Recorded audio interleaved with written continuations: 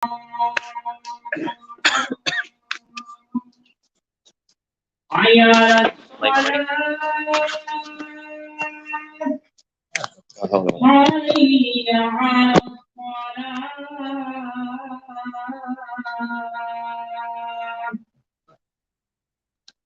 على الفلاح حي على الفلاح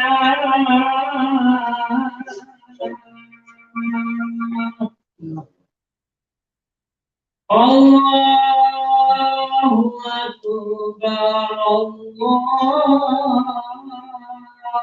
أكبر لا إله إلا الله.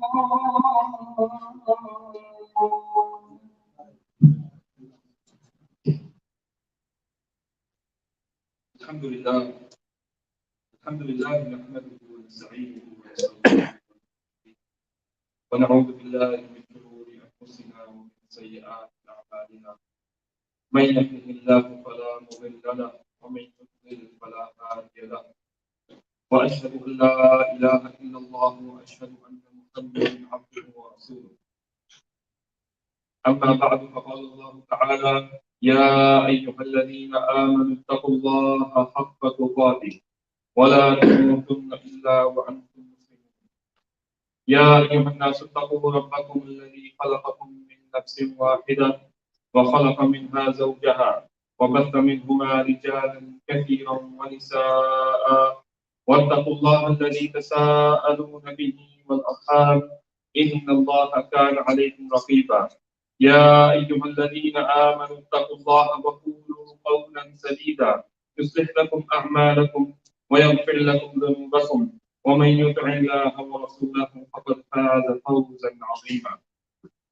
فإن أصدق الحديث كتاب الله تعالى وأحسن الهدي هدي محمد صلى الله عليه وسلم وشر الأمور محدثاتها وكل محدثة بدعة وكل بدعة ضلالة وكل ضلالة في النار. ثم أما بعد رب اشرح لي صدري ويسر لي أمري واحلل عقدة من لساني يفقهوا قولي. My dear brothers and sisters, Allah subhanahu wa ta'ala tells us in the Quran the story of the people known as Ashab as-Sabt, the people of Saturday. As Allah says, وَاسْأَلْهُمْ عَنِ الْقَرْيَةِ الَّتِي كَانَتْ حَاضِرَةَ الْبَحْرِ إِذْ يَعْدُونَ فِي السَّبْتِ إِذْ تَأْتِيهِمْ حِيتَانُهُمْ يَوْمَ سَبْتِهِمْ شُرَّعًا وَيَوْمَ لَا يَسْبِتُونَ لَا تَأْتِيهِمْ كَذَلِكَ نَبْلُوهُمْ بِمَا كَانُوا يَفْسُقُونَ. These were a people of a town from Bani Israel who were tested with the Sabbath. The Sabbath was a day for them, the Saturday, that they were not allowed to engage in any worldly activity. On this day, they were not supposed to work, engage in business, buy and sell, or anything like that. And Allah subhanahu wa ta'ala tested them that the whole week, this was a town that basically lived off of fishing. So the whole week they would go and try to catch fish, but they were not getting so much fish. But on Saturday, the day that they were forbidden to catch fish, the fish were coming in abundance. Like they're like standing there, like, what are we doing not getting them? They're like all over. It's like you could become, you could get like 10, 15 times more than what you would catch on a normal day on Saturday. Of course, the test from Allah subhanahu wa ta'ala was that you have the halal, which is the fish that you catch on every other day. And you have the haram, which is the fish that you catch on Saturday. On this day, you're not supposed to do it. And you're supposed to remain patient upon the little that you're getting in halal. Even though you can get a lot more in haram, but you stay away from it. But these people, they devised a plan to violate the limits set by Allah subhanahu wa ta'ala. And they said, we have to catch those fish that come on Saturday. And as the story is well known, that they went on Friday and they dug little pools on the beach. so that when the waves would wash ashore with all the fish, those fish would get stuck in those pools. And then they would go on Sunday and they would catch the fish. And they'd say, we didn't catch any fish on Saturday.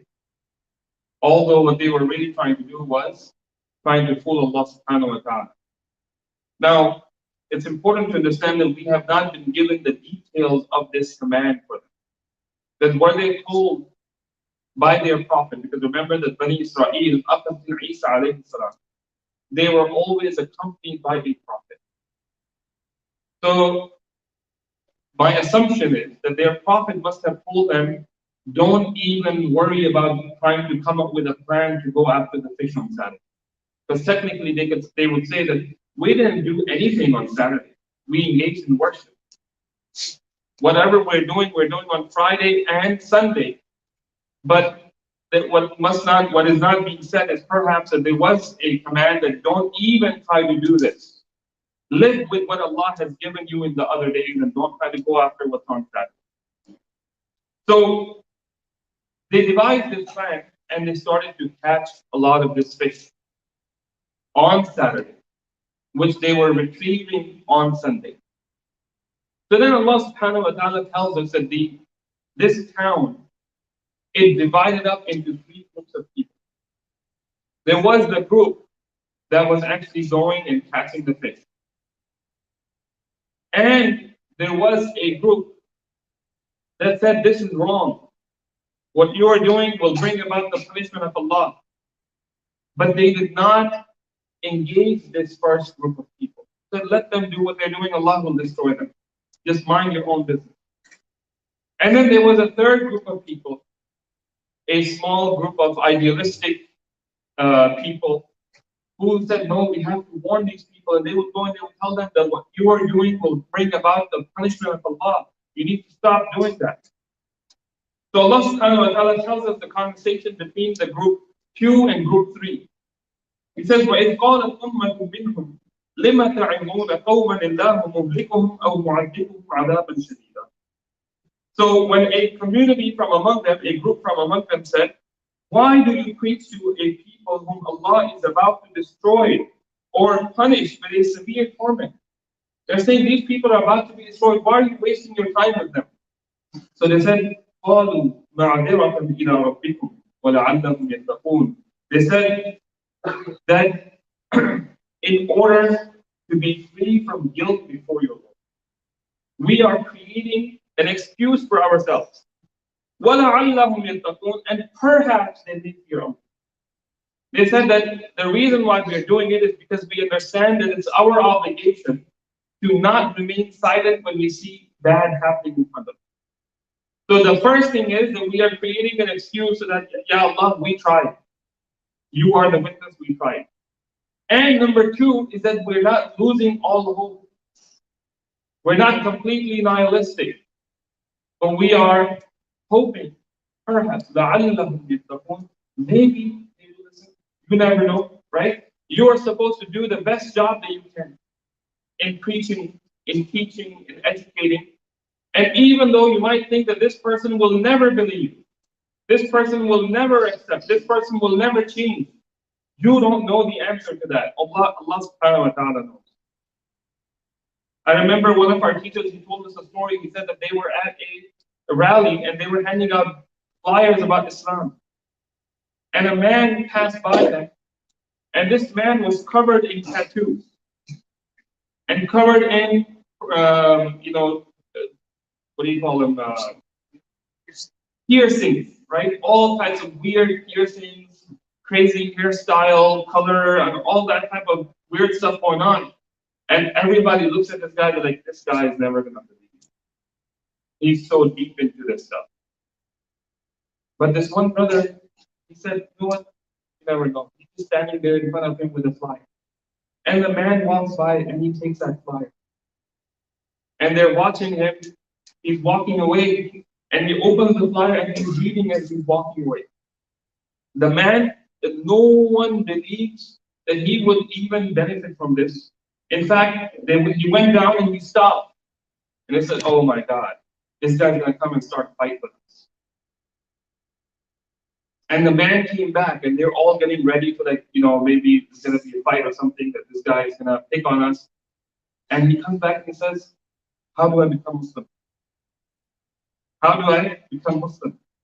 So the answer, my dear brothers and sisters, is that you never know who will become Muslim.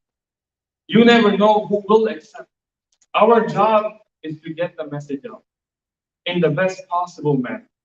Not just, this is an important point to understand that when we see somebody doing something bad, it's not our job to teach them.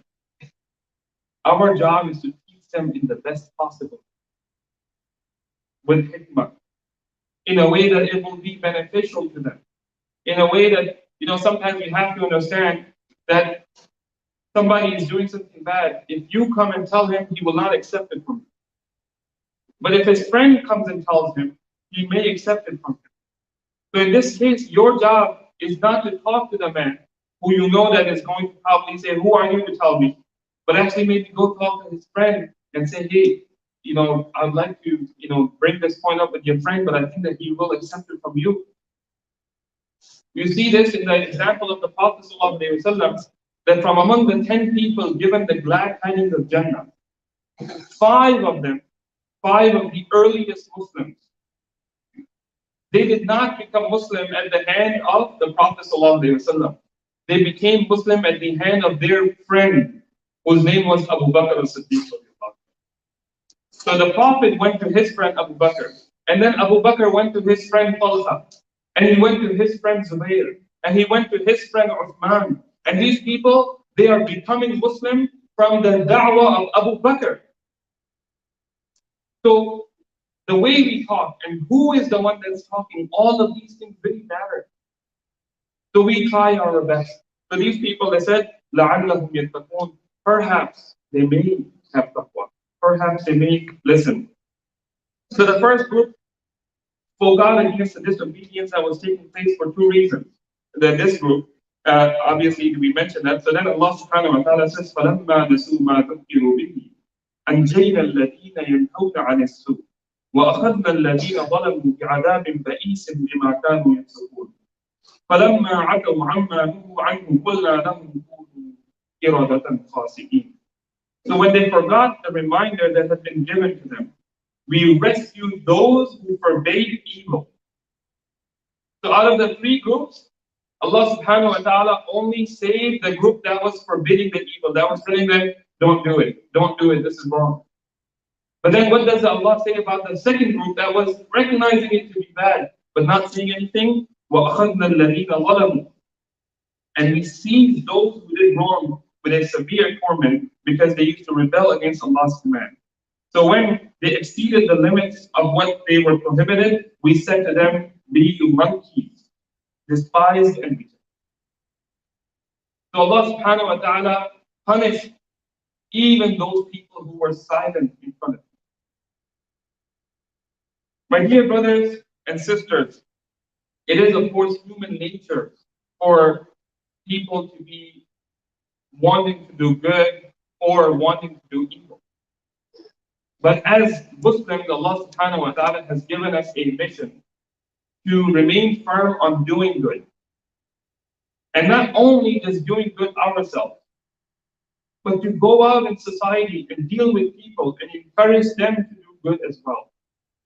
And advise them against falling into evil. One of the shuyukh, he said that if the Muslims had an ID badge that defined who you were and what was your position.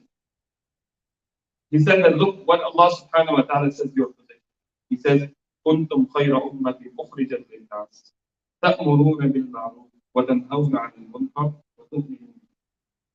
He says, you, the believers, are the best of people ever raised up for mankind. You enjoin al-ma'ruf and forbid al-munkar, and you believe in Allah. And you believe in Allah subhanahu wa ta'ala. My dear brothers and sisters, Allah subhanahu wa ta'ala even tells us that from the characteristics of believers, of mu'mineen, is the action of forbidding good forbidding evil and commanding good. As Allah says, وَالْمُؤْمِنُونَ وَالْمُؤْمِنَاتُ بعضهم أولياء بعض يأمرون بالمعروف وينهون عن المنكر ويقيمون الصلاة ويؤتون الزكاة ويطيعون الله ورسوله أولئك سيرحمهم الله إن الله عزيز حكيم. He says the believers, men and women, are awliya, they're helpers of one another. They're allies of one another. What do? They enjoin the good and they forbid the evil. And they establish the salah and they give the zakah and they obey Allah and His Messenger. أُولَٰئِكَ سَيَرْحَمُهُمُ اللَّهُ. He says these are the ones that Allah will have mercy upon. Surely Allah is Almighty, all wise. Now notice that all of us, we talk about the salah, right? Everybody talks about giving the zakat, giving charity. Everybody talks about obeying Allah and His Messenger. But one of the things that the enemies of Islam cannot stand in us, this is the thing that bothers them the most. They don't have a problem with us praying in our masajid. They don't have a problem with us giving charity. But they have a problem with us wanting to spread good and stop evil. They say, if you give this up, we have no problem with you. Go to your masajid, do your prayers over there. You know, in Masjid al-Aqsa, they continuously raid over there. And they prevent people from praying there. You know why they raid? Their rule is, from what I understand, and I may be wrong, is that they don't mind old people praying in the masjid. But when they see young people praying there, they do not want that crowd to get too big because they say that if young people get together, they're going to start a demonstration. Then they're going to cause trouble for us. So let's go and disrupt it before they get to that point. And they keep basically doing that. They don't want those big crowds of young people. Some of the places in China, for example, in China, the masajid that used to be open, even over there, they would have this rule, which is that they do not want young people to come to them. Because the young people are full of energy. And when they learn, they want to implement and they want to put that into action and they want to see that spreading around them as well. But they say old people, children going to the masajid, no problem. But we don't want there to be a part of this religion which is saying, hey, we need to spread this good to other people. We need to spread this good to other people. Subhanallah, my dear brothers and sisters, look at what Allah subhanahu wa ta'ala says. المنافقون والمنافقات بعضهم من بعض يأمرون بالمنكر وينهون عن المعروف ويقبضون أيديهم نسوا الله فنسيهم إن المنافقين هم الفاسقون. He says the opposite, the hypocrites, the munafiqeen, men and women, they are from one another. They enjoin al-munkar. They encourage evil and they forbid the good. And they close their hands from giving in charity. They are stingy. They have forgotten Allah, so He has forgotten them. Verily, the munafiqeen are the fasiqun, the rebellious, disobedient to Allah subhanahu wa ta'ala. There are so many other examples. There are so many other ayat. And we ask Allah subhanahu wa ta'ala to grant us the tawfiq to understand the spirit of Islam. The spirit of Islam is not to just engage in our personal ibadah. All of the enemies of Islam, they love that strand of Muslims who say, don't worry about other people. Just do your dhikr, do your salah, just focus on that, and don't worry about anything else. They love that. They have no problem with that. But the strand of Islam, the mainstream of Islam, these ayat, they say, we don't like these.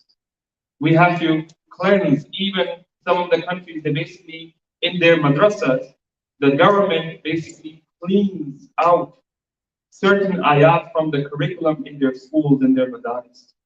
And of course, from among those ayat are these ayat, which is the ayat about commanding good and forbidding evil. Subhanakallahumma wa bihamdika ashhadu an la ilaha illa anta astaghfiruka wa atubu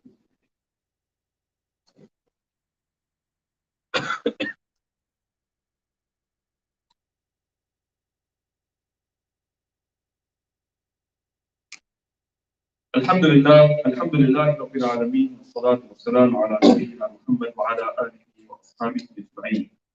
My dear brothers and sisters, once we understand this important aspect of our deen, which is to command the good and forbidding the evil, as Allah says, وَلْتَكُنْ مِنْكُمْ أُمَّةٌ يَدْعُونَ إِلَى الْخَيْرِ وَيَأْمُرُونَ بِالْمَعْرُوفِ وَيَنْهَوْنَ عَنِ الْمُنكَرِ وَأُولَٰئِكَ هُمُ الْمُفْلِحُونَ. He says, let there arise among you a group that call towards the khayr, وَيَأْمُرُونَ بِالْمَعْرُوفِ, and command the good, وَيَنْهَوْنَ عَنِ الْمُنكَرِ, and they forbid the evil. And they are the ones who are successful. Guys.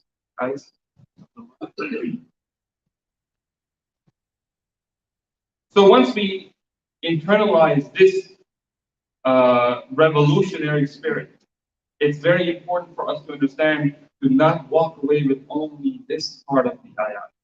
We have other ayat that we also need to understand together. That it is not for a person to just go and start burning all the shops and to start, punishing people in the street, that you are a people of evil and engaging in evil, and start to cause bigger problems than what existed in the past. But rather, a person needs to understand, the scholars have said, that before a person forbids the evil, before a person gets involved in the action of commanding good, they need to have certain conditions that they need to meet. That it should not be a person who became Muslim yesterday, who read one hadith on a topic, and now he's going around saying, you are a mubtadi', you are a mubtadi', and you are a mubtadi'. A person who's only read one book on one topic, from one shaykh, with one specific mentality, but rather, before a person engages in this type of work at a public level, they need to go much farther in terms of their knowledge. One of the things that a person should do, and I advise myself first and foremost, and all of us, is that if you see somebody doing something Islamically wrong, before you go and talk to him, go and do your study, your research, that is there a different view on this matter? Maybe I consider him to be wrong because of what I have learned from my teachers, but maybe there's a different way of understanding this hadith. So before you go and tell someone, go and study that, hey, is there something else that other scholars are saying? Is there another hadith that I don't know about? Is there a different way to understand this? Before we go, because of course we might go and make a fool of ourselves by saying something, and then the person says, well, you have read this hadith, right? What about the other one? So number one is that a person should be a person of knowledge, and they need to study that issue. And that's why, generally speaking, although the spirit should be there in all of us, but for a public level of commanding good and forbidding evil, this is left for people who are very, knowledgeable in Islam. But every single one of us, in our own circles, in our own circle of friends, in our families, we need to be playing this role. In fact, one of the scholars who says that look what Allah subhanahu wa ta'ala says. وَلْتَكُمْ مِنْكُمْ أُمَّةٌ يَدْعُونَ إِلَى الْخَيْرِ. Let there arise among you a group that call towards al-khayr, towards the good, right? And what is this khayr? Then he says, وَيَأْمُرُونَ بِالْمَعْرُوفِ, and command al-ma'ruf. So he says, al-khayr and al-ma'ruf, in this ayah, they seem to be two different things. So one of the scholars, he said that al-ma'ruf is not just what you consider to be the fiqhi opinion that this is where you're supposed to place your hands in salah, or that your hands are supposed to be above your ankle, because there might be issues of disagreement. But al-ma'ruf are those things which, even without studying the Quran and Sunnah, you know that this is good and this is bad. For example, those things which are innate in human nature, that you see people lying. You don't have to know the evidences from Quran and Sunnah to know that this is bad. You see somebody cheating. This is al-ma'ruf, meaning that level, that interaction in society which is known by everyone to be good, and it's known by everyone that this part is bad. So you see somebody backbiting. Nobody feels that backbiting is a positive thing. even if they don't have any evidences from Quran and Sunnah. So when we talk about commanding good and forbidding evil, we're not talking about 50 differences, but we're talking about major character issues. We're talking about when so you see somebody like maybe causing, like maybe a leader that you work with, and you see that he's dipping into the honey jar, cookie jar, and he's stealing from there, right? You don't have to have evidences from Quran and Sunnah. In fact, one of the things that Allah subhanahu wa ta'ala has placed inside of us is our fitrah. And our fitrah will be disturbed when we see something evil happening in front of us and we don't say anything about it. This is the ma'ruf that everyone has a responsibility to stand up for. So, number one is knowledge. Number two is that a person must have patience. Because it's not going to be the reality in this life that you see everybody become perfect as they're supposed to be. Or the person that you remind, for the sake of Allah, in the best of knowledge and the best of manners, and that person listens to you and says, yes, brother, I will do exactly what you say. It doesn't happen very commonly. Sometimes it does. But sometimes they come to you and they say, who are you to tell me this? I'm going to do whatever I'm going to do. So number one is knowledge. Number two is patience. Number three is hikmah, is wisdom, which is to figure out the smartest, the most respectful way, the most friendly way to teach this person not to do this. And we have the famous example of two kids, the grandsons of the Prophet ﷺ, Al-Hasan and Hussein radiallahu anhuma. And they see an older man who did not make wudu properly.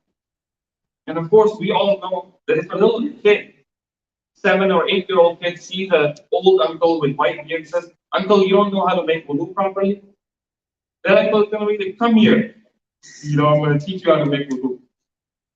But Al-Hasan and Hussein radiallahu anhuma, they said, what can we do to make him understand the right way of making wudu? So they devised a plan.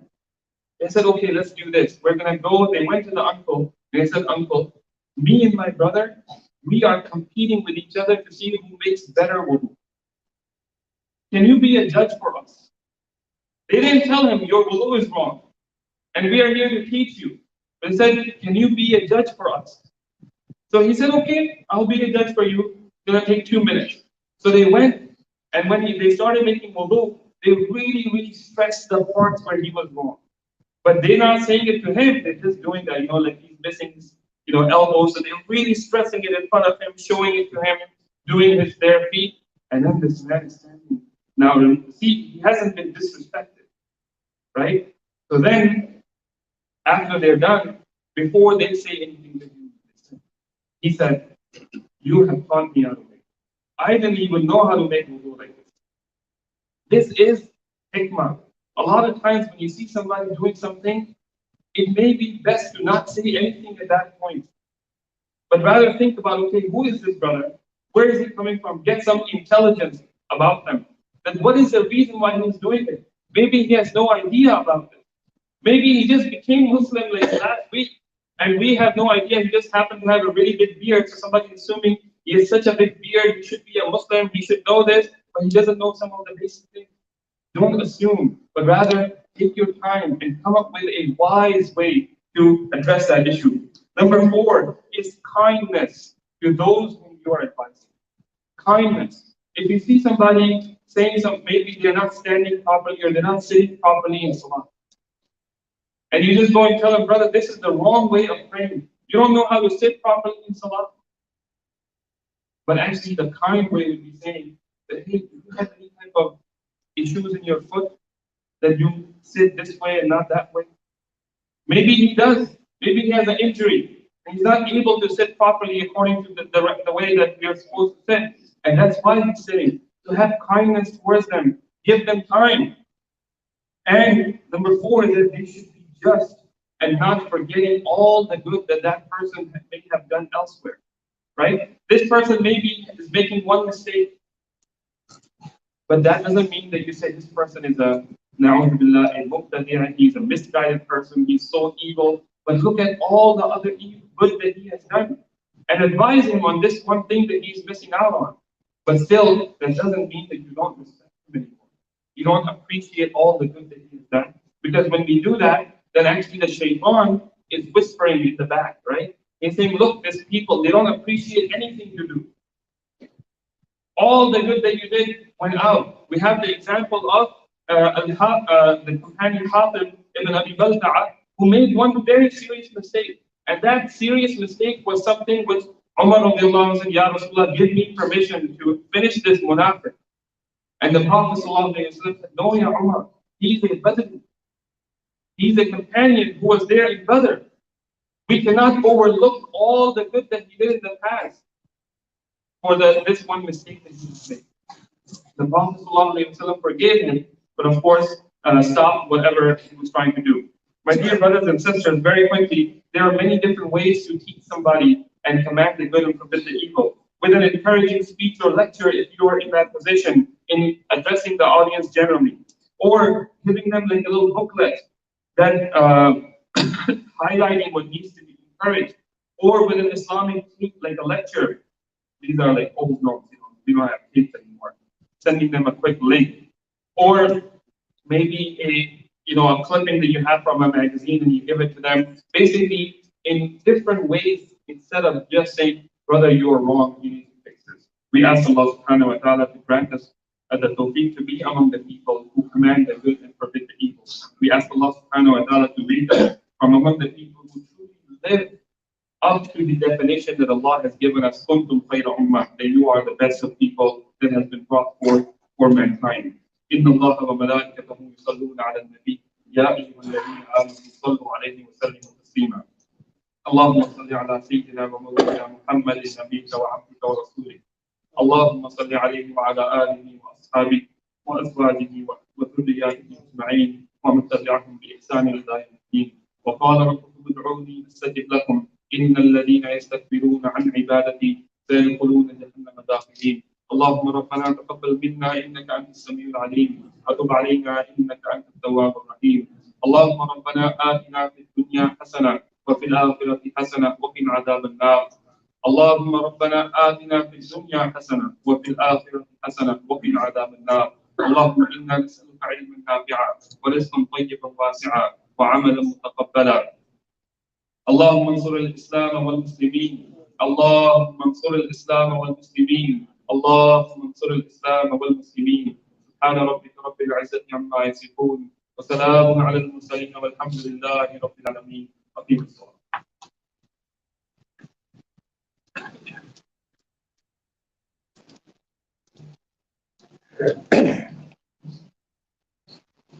الله أكبر الله أكبر الله أكبر الله أكبر أشهد أن لا إله إلا الله أشهد أن محمدا رسول الله حي على الصلاة حي على الفلاح قد قامت الصلاة قد قامت الصلاة. الله أكبر الله أكبر لا إله إلا الله.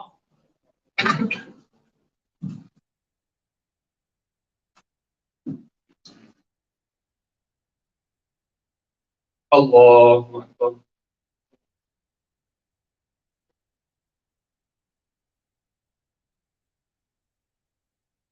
الحمد لله رب العالمين الرحمن الرحيم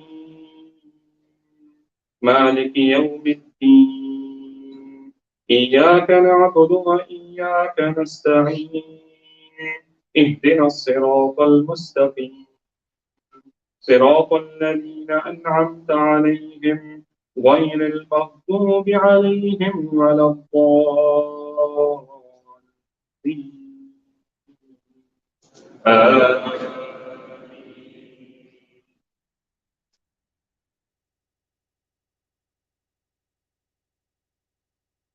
يا أيها الذين آمنوا اتقوا الله حق تقاته ولا تموتن إلا وأنتم مسلمون واعتصموا بحبل الله جميعا ولا تفرقوا واذكروا نعمة الله عليكم إذ كنتم أعداء فألف بين قلوبكم فألف بين قلوبكم فأصبحتم بنعمته إخوانا وكنتم على شفا حفرة من النار فأنقذكم منها كذلك يبين الله لكم آياته لعلكم تهتدون ولتكن منكم أمة يدعون إلى الخير ويأمرون بالمعروف وينهون عن المنكر وأولئك هم المفلحون ولا تكونوا كالذين تفرقوا واختلفوا من بعد ما جاءهم البينات وأولئك لهم عذاب عظيم. الله أكبر.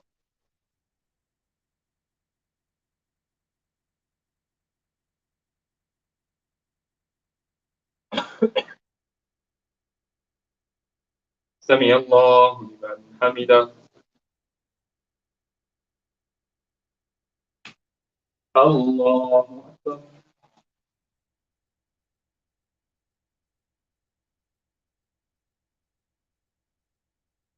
الله أكبر. الله أكبر.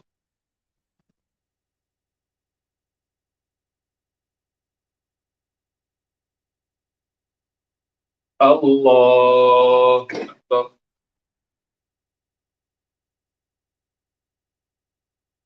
الحمد لله رب العالمين الرحمن الرحيم مالك يوم الدين إياك نعبد وإياك نستعين اهدنا الصراط المستقيم اهدنا الصراط المستقيم صراط الذين أنعمت عليهم غير المغضوب عليهم ولا الضالين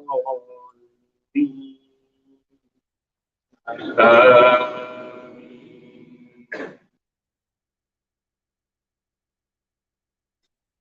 والعصر إن الإنسان لفي خسر إلا الذين آمنوا وعملوا الصالحات وتواصوا بالحق وتواصوا بالصبر.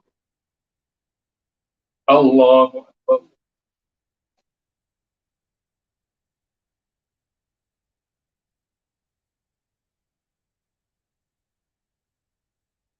سمع الله لمن حمده. الله أكبر.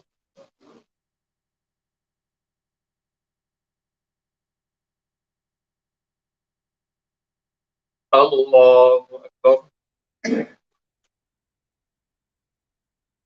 الله أكبر.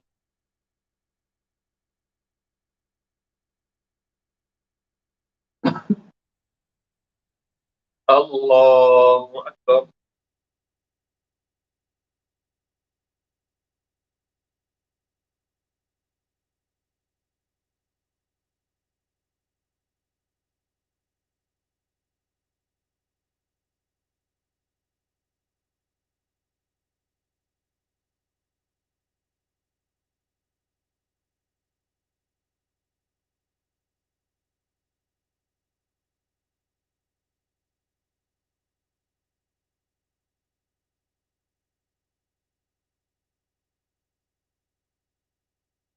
السلام عليكم ورحمة الله.